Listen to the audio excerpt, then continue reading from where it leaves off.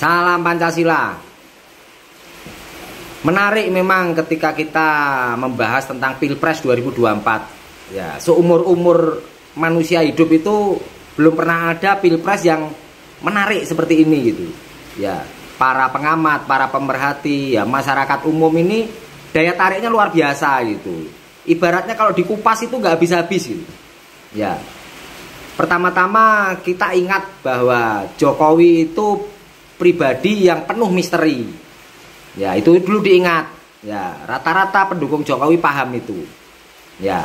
Nah, Jokowi pernah menyampaikan bahwa dia itu akan cawe-cawe untuk Pilpres 2024. Ya, artinya dia akan menggunakan segenap kemampuannya untuk ikut menentukan siapa presiden 2024. Entah apa harapannya itu. Ya. Lalu kemudian Jokowi juga menyampaikan tentang drakor, ya, drama Korea kan gitu ya, drama yang susah ditebak. Gitu. Saya menerawang ya setelah berpuasa berhari-hari gitu, ya, ada gambaran begini, bisa jadi Jokowi itu dukung A, ternyata dia dukung B, gitu, ya, ya karena semua itu kan tertutup dengan sikap dia yang plongak-plongok gitu. Ya, apalagi sekarang anaknya diajukan gitu. Sikapnya hampir sama. Ya, tapi nggak plongak-plongo. Klemak-klemek. Nah, kan gitu. Karena kalau kita nalar ya, kita rasio dengan baik ya. Prabowo ini sebetulnya antara Jokowi dengan Prabowo ini apa yang terjadi gitu. Ya, nggak nalar gitu. Yang pertama, harusnya kalau Prabowo tidak kolaborasi dengan Gibran, saya rasa semua orang percaya. Ya, 2024 ini dia presiden.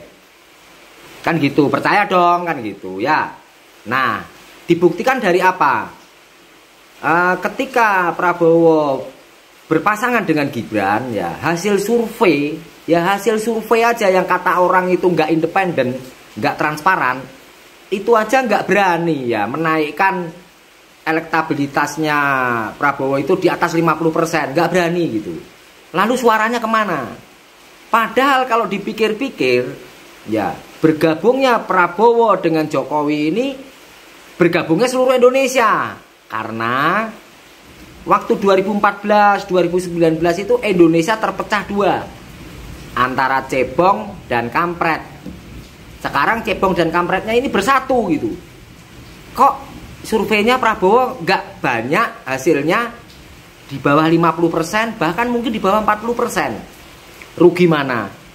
Ya rugi Prabowo sebetulnya. Nah, dari semua ini kalau kita teliti dari kacamata politik, dalam politik itu semua dihalalkan. Ya, kawan bisa jadi lawan, lawan jadi kawan itu udah biasa gitu ya. Khianat mengkhianati itu biasa. Jadi kalau saya menerawang ini yang dibohongin atau ditipu atau diliciki siapa gitu ya. Apakah Prabowo? Ya, karena bisa jadi akibat Gibran Prabowo jadi kalah. Ya. Prabowo berharap Gibran itu mampu mengimbangi. Coba lihat ya, dalam debat cawapres saja Gibran sangat mengecewakan Prabowo sebetulnya. Ya, karena yang diharapkan bicara ilmiah, bicara akademik, ternyata Gibran hampir sama dengan Prabowo. Ya, kalau saling melengkapi harusnya kan nggak sama gitu. Ya, harusnya Gibran ini tampil jenius gitu, anak muda yang penuh masa depan, pinter, cerdas, inovatif kan gitu ya. Ternyata tidak gitu. Nah, cenderung munculnya Gibran di samping Prabowo ini cenderung menjadikan beban gitu. Ya kayak kakek ngasuh cucunya gitu ya. Nah, apakah ini cara Jokowi untuk membuat Prabowo kalah? Ya dong, nalarnya gitu dong. Ya, jangan-jangan nih Prabowo dibohongin, dikibulin nih sama Jokowi. Ya, Pak Prabowo nanti begini ya kan, nanti begitu. Oh ya siapa? Nggak taunya ya hasilnya sampai saat ini itu Prabowo sendiri ketar-ketir gitu. Ya, bisa jadi kalah dia. Nah, tetapi Prabowo punya pemikiran jangka panjang gitu ya. Wah, ini kalau Cebong dan Kampret bergabung, ya aku menang, saudara-saudaraku tak suruh ikut lagi gitu. Ya saudara-saudaranya ya ipar-iparnya kan gitu ya. Ya anak-anaknya Soeharto kan gitu.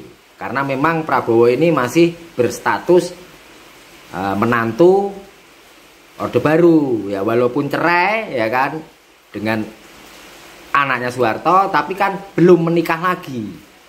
Ya, bisa jadi rujuk kembali kan gitu. Ya, jadi menarik kita tunggu. Ya. Sebetulnya siapa yang dikibulin gitu. Ya. Jadi kalau kalian punya wawasan politik yang luas itu, kalian bisa masuk ya menyusup gitu. Sebenarnya ini yang dikibulin Prabowo atau Jokowi gitu. Ya, kalau Jokowi ngibulin di depan, artinya Jokowi dengan kepolosannya ya dia membuat Prabowo kalah gitu. Ya, bisa jadi seperti itu. Bisa juga ya Jokowi yang dikibulin gitu. Ya, dia membantu, dijanjikan sesuatu, nanti pokoknya Pak Jokowi kalau menang begini. Ya, ternyata nanti berbeda kenyataannya, ya kita tunggu aja. Ya. Ngemeng-ngemeng udah pada makan belum? Kalau belum nanti emosian gitu ya. Pendukung 02 rata-rata itu ya emosian gitu. Makan dulu. Merdeka.